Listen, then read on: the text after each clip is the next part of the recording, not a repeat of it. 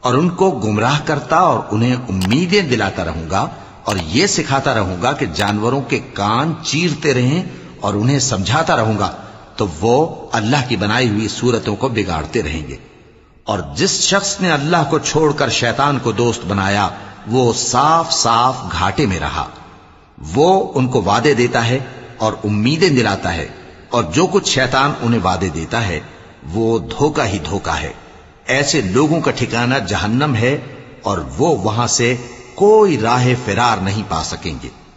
اور جو لوگ ایمان لائے اور نیک کام کرتے رہے، ان کو ہم بہشتوں میں داخل کریں گے جن کے نیچے نہریں جاری ہیں، وہ ہمیشہ ہمیشہ ان میں رہیں گے۔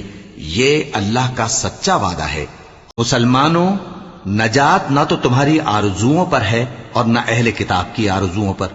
جو شخص برائی کرے گا اسے اسی طرح کا بدلہ دیا جائے گا، اور وہ اللہ کے سوا نہ کسی کو حمایتی پائے گا اور نہ مددگار۔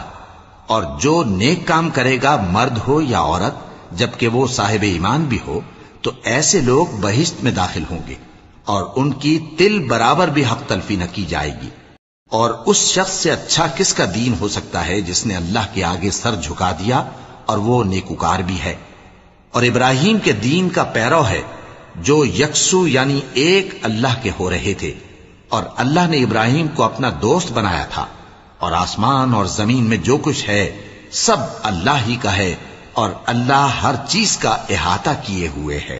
اے پیغمبر، لوگ تم سے یتیم عورتوں کے بارے میں فتویٰ طلب کرتے ہیں، کہہ دو کہ اللہ تم کو ان کے ساتھ نکاح کرنے کے معاملے میں اجازت دیتا ہے، اور جو حکم اس کتاب میں پہلے دیا گیا ہے وہ ان یتیم عورتوں کے بارے میں ہے جن کو تم ان کا حق تو دیتے نہیں، اور خواہش رکھتے ہو کہ ان کے ساتھ نکاح کر لو، اور نیز بیچارے بے کس بچوں کے بارے میں۔ اور یہ بھی حکم دیتا ہے کہ یتیموں کے بارے میں انصاف پر قائم رہو، اور جو بھلائی تم کرو گے تو بے شک اللہ اس کو جانتا ہے۔ اور اگر کسی عورت کو اپنے خاوند کی طرف سے زیادتی یا بے رخی کا اندیشہ ہو تو میاں بیوی پر کچھ گناہ نہیں کہ آپس میں کسی قرارداد پر صلح کر لیں، اور صلح خوب چیز ہے، اور طبیعتیں تو خود غرضی کی طرف مائل ہوتی ہی ہیں۔ اور اگر تم نیکوکاری اور پرہیزگاری کرو گے تو اللہ تمہارے سب کاموں سے واقف ہے۔